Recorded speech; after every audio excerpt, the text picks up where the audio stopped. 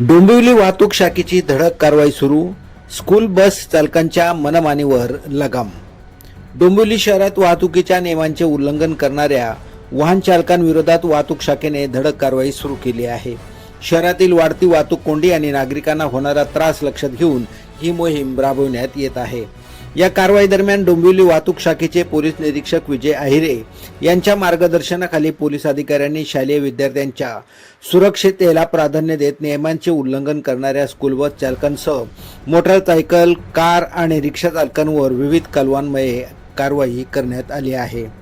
विशेष म्हणजे डोंबिवलीतील Omkar school, royal school आणि साऊथ स्कूल यांच्या काही स्कूल बस चालकांकडून गणवेश न घालणे, सीट बेल्टचा वापर न करणे, वाहन चालवताना परवाना जवळ न बाळगणे अशा गंभीर नियमभंगाच्या घटना आढळून आल्या.